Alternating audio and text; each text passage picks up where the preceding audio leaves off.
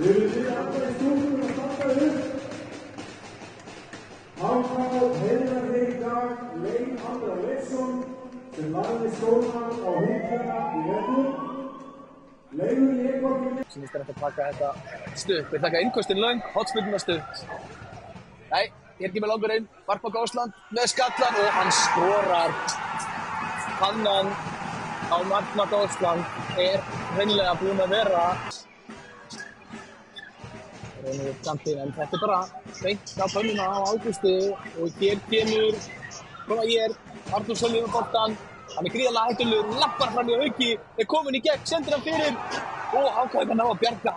Tæpir hérna, sýndist Birkir.